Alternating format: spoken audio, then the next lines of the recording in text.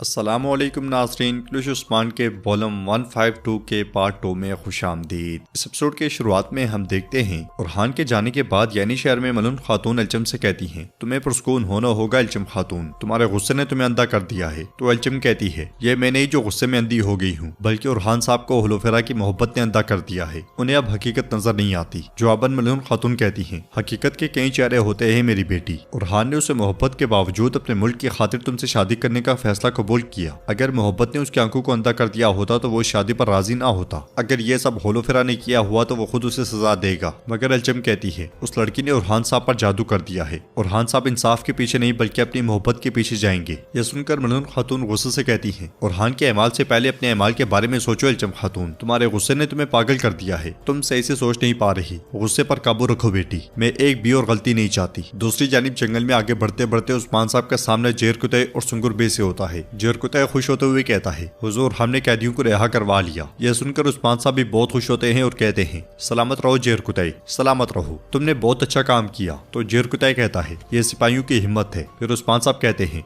अब उनसे कहो कि हम उनमें से हर एक को रहने के लिए घर और करने के लिए काम देंगे। हम जरूरतमंदों की जरूरियात को पूरा करेंगे और उनके नुकसान की तलाफी करेंगे। उनसे कह दो सुंगूर आगा और राज साहब के कबीले को फिर से आबाद करेंगे। सिपाहियों ने तैयारियां शुरू कर दी हैं। वहाँ कोई परिंदा भी पर नहीं मार सकेगा और ना कोई कारवां गुजरेगा। तो सुंगूर आगा कहते हैं, वहाँ पे उड़ने वाला परिंदा अगर हमें से ना हुआ तो अल्लाह के हुक्म से हम उसके पर काट देंगे। इसके साथ ही उस्मान साहब वहाँ से आगे बढ़ जाते हैं। उधर यानी शहर में आयशा के पास बैठी बाला खातून कहती है, अलाउद्दीन बेटा इसे पसीना आई जा रहा है और उल्टियां भी आ रही है, लेकिन इसकी हालत बेहतर नहीं हो रही। तो अलाउद्दीन कहता है, इनके खून में जहर मिला हुआ है, हमें अब इसका इलाज तलाश करना होगा, लेकिन मैं ये जाने बगैर इलाज नहीं कर सकता कि खून में कौन सा जहर है। मैं जा रहा हूँ, आप यहीं रुकें। ये कहते साथ वो कमरे से निकल जाता है और गोंचा बाला खातून से कहती है, मैं होलोफेरा को जानती हूँ, वो ऐसा कुछ नहीं कर सकती, वो आपको धोखा नहीं दे रही बाला खातून। तो बाला खातून कहती है, लोग बाज़ औक़ात वो कर जाते हैं जिसकी हमें उम्मीद तक नहीं होती गोंचा, और मुझे तुमसे भी ये तवक्को नहीं थी। तो गोंचा कहती है, आप ठीक कह रही हैं बाला खातून, लेकिन हर किसी का आप जैसा खानदान नहीं होता। मैंने अपनी माँ को खामोश करने के लिए तदबीर के तौर पर सिर्फ एक बार बताया ताकि वो उससे मजीद बुरा ना कर सकें, और मैंने एक बार बताने से बहुत कुछ खो दिया। इस पर बाला खातून कहती है, हो सकता है कि होलोफेरा ने भी वही खेल खेला हो, शायद वो अपनी खाला की खातिर खुद को कुर्बान कर रही हो। हाँ, ये सुनकर गोंचा कहती है, हाँ शायद इंसान अपनी माँ या अपने खानदान का पैदा होने से पहले इंतखाब नहीं कर सकता, लेकिन आपके बच्चे बहुत खुशकिस्मत हैं, उनकी माँ ऐसी हैं जो हमेशा उनका साथ देने के लिए खड़ी हैं। मेरी माँ अपने ही इक़्तिदार की गुलाम बन गई बाला खातून, उसके लिए उन्होंने अपने ही बच्चों को इस्तेमाल किया, यहाँ तक कि अपने बच्चों को अकेला भी छोड़ दिया। उसे परेशान देखकर बाला खातून कहती है, अहम बात यह है कि इंसान खता से सीखे और दोबारा वैसे खता करने की कोशिश ना करे। मेरी बेटी, तुम अपनी माँ जैसा बनने से डरती हो, है ना? फिक्र ना करो, अगर तुम अपना दिल साफ रखोगी तो उन जैसी नहीं बनोगी। ये सुनकर गोंचा मुस्कुरा देती है। उधर जिंदान में कैदी खवातीन से उनके जेवरात समेत हर एक चीज ले ली जाती है और यूया और आंद्रे एक जिंदान में जबकि होलोफेरा दूसरे जिंदान में कैद होती है। मलून खातून होलोफेरा से कहती है, देखो होलोफेरा, मैं जानती हूँ तुमने ये नहीं किया, तुम ऐसे नहीं हो जो किसी को मार डालो, इस वजह से तुम मुझे बताओ कि तुम क्या जानती हो। तो दूसरे जिंदान से यूया बोलते हुए कहती है, होलोफेरा अब तक खामोश क्यों हो, इन्हें बताओ कि तुम बेकसूर हो, खामोश मत रहो, बोलो।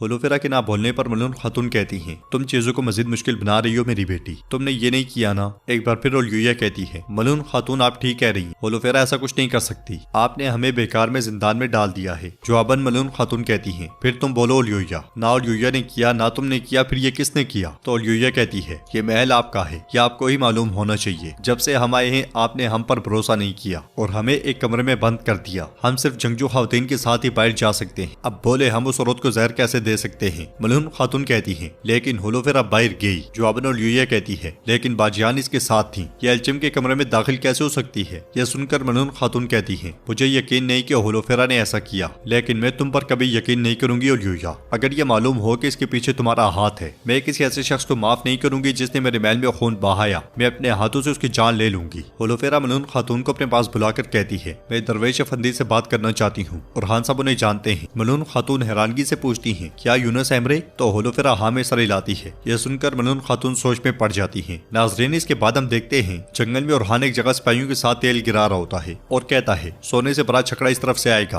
वो कहीं नहीं भाग पाएंगे। तो बैसुंगुर कहता है, फिक्र ना करो शहजादे, हम उन्हें जहन्नुम का तजुर्बा करवाएंगे, तेल गिराने के बाद वो सब झाड़ियों में जाकर छुप जाते हैं। कुछ देर के बाद सोना लेकर जाने वाला मंगोल दस्ता वहाँ से गुजरता है। आगे बढ़ते बढ़ते मंगोल दस्ता जब तेल के पास पहुँचता है और हान आग वाला तीर छोड़ देता है। तीर जमीन पर लगते साथ ही मंगोलों के गिर्द आग लग जाती है और वो एकदम से घोड़ा गाड़ी से नीचे उतर जाते हैं और हान अपने साथियों के साथ आग में से छलांग लगाते हुआ मंगोलों पर टूट पड़ता है। वो सब मिलकर उन्हें काटते ही चले जाते हैं। वैशी तैमूर बोहा भी उनका भरपूर साथ दे रहा होता है। आग के बीचों बीच मंगोल कट रहे होते हैं और हान बुलंद आवाज से कहता है, एक नौकर को भी जिंदा ना छोड़ना, कमांडर के अलावा सबको मार डालो। शाबाश। उसे देखकर कमांडर कहता है, अजीम उल जय तो खान के काफिले पर हमला करने वाले बेअदब तुर्क, तुम मेरे पैरों में बैठकर इल्तिजा करोगे। ये कहते साथ वो ओरहान पर हमला करता है मगर ओरहान उसके हमले को नाकाम बनाकर उसे जमीन पर पटक देता है। कुछ देर की लड़ाई के बाद तमाम मंगोल मारे जाते हैं और ओरहान कमांडर से कहता है, अब से किसी तुर्क को धमकी देने से पहले तुम 1000 बार सोचोगे। ये तुम्हारे कान के लिए सबक हो। ये कहते साथ ही ओरहान उसके कान से बाली खींच लेता है। सिपाही भाई सुंगुर सोना ओरहान को दिखाते हैं तो ओरहान कहता है, बहुत हो, सोना अब हमारे पास है। इस लांती को बांध दो सिपाही भाई सुंगुर। वाज़ेह है कि इसके पास हमें बताने के लिए कुछ है। तो मंगोल कमांडर कहता है, तुम मुझसे एक अल्फाज भी नहीं गुलवा सकते। जवाब में ओरहान उसके गले पर पांव रखते हुए कहता है, मैं यहाँ तुम्हारा गला गोंद दूंगा, बकवास बंद करो। उधर उस्मान सब सिपाहियों और सरदार गुंदोज के साथ महल में दाखिल होते हैं। मलून खातून आगे बढ़कर उन्हें खुशामदीद कहती हैं और साथ ही सारा वाकया बयान कर देती हैं। उन्होंने आयशा खातून को जहर दिया। यह सुनकर सरदार गुंदोज परेशान होते हुए कहता है, क्या?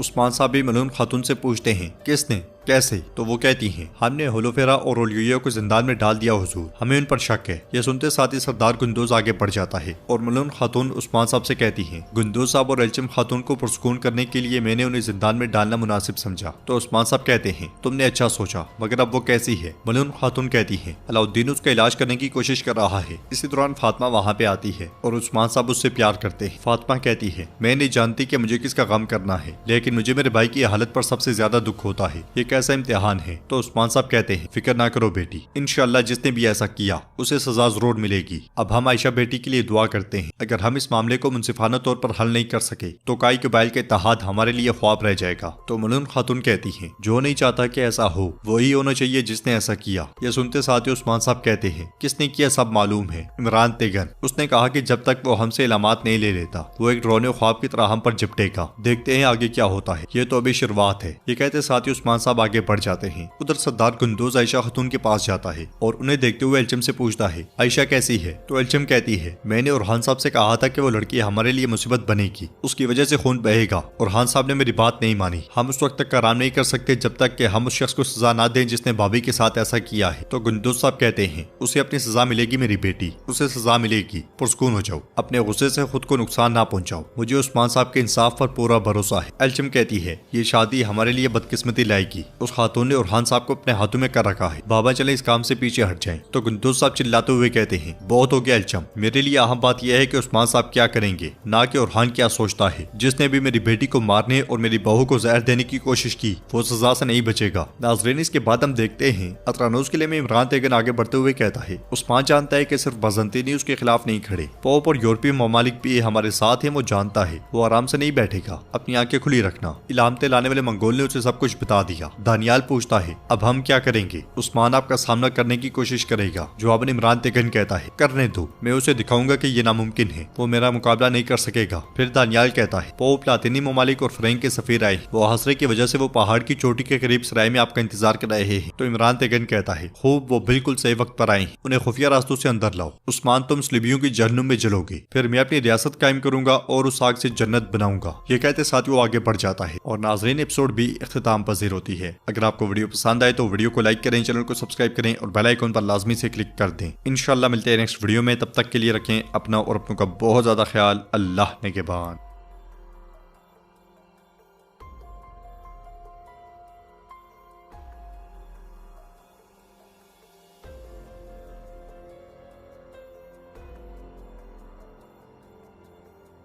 मैं यहाँ तुम्हारा गला गोंद दूंगा, बकवास बंद करो। उधर उस्मान सब सिपाहियों और सरदार गुंदोज के साथ महल में दाखिल होते हैं। मलून खातून आगे बढ़कर उन्हें खुशामदीद कहती हैं और साथ ही सारा वाकया बयान कर देती हैं। उन्होंने आयशा खातून को जहर दिया। यह सुनकर सरदार गुंदोज परेशान होते हुए कहता है, क्या? उस्मान साहब भी मलून खातून से पूछते हैं, किसने, कैसे? तो वो कहती हैं, हमने होलोफेरा और ओलिया को जिंदान में डाल दिया हुजूर, हमें उन पर शक है। यह सुनते साथ ही सरदार गुंदोज आगे बढ़ जाता है और मलून खातून उस्मान साहब से कहती हैं, गुंदोज साहब और एल्चम खातून को पुरसकून करने के लिए मैंने उन्हें जिंदान में डालना मुनासिब समझा। तो उस्मान साहब कहते हैं तुमने अच्छा सोचा, मगर अब वो कैसी है? मलून खातून कहती है अलाउद्दीन उसका इलाज करने की कोशिश कर रहा है। इसी दौरान फातिमा वहाँ पे आती है और उस्मान साहब उससे प्यार करते हैं। फातिमा कहती है मैं नहीं जानती कि मुझे किसका गम करना है, लेकिन मुझे मेरे भाई की हालत पर सबसे ज्यादा दुख होता है। ये कैसा इम्तिहान है? तो उस्मान साहब कहते हैं फिक्र ना करो बेटी, इंशाल्लाह जिसने भी ऐसा किया उसे सजा जरूर मिलेगी। अब हम आयशा बेटी के लिए दुआ करते हैं। अगर हम इस मामले को मुनसिफाना तौर पर हल नहीं कर सके तो काई कबाइल के इत्तेहाद हमारे लिए ख्वाब रह जाएगा। तो मलून खातून कहती है जो नहीं चाहता कि ऐसा हो वही होना चाहिए जिसने ऐसा किया। यह सुनते साथ ही उस्मान साहब कहते हैं किसने किया सब मालूम है, इमरान तेगन। उसने कहा कि जब तक वो हमसे इलामात नहीं ले लेता वो एक ड्रोने ख्वाब की तरह हम पर झपटेगा। देखते हैं आगे क्या होता है, ये तो अभी शुरुआत है। ये कहते साथ ही उस्मान साहब आगे बढ़ जाते हैं।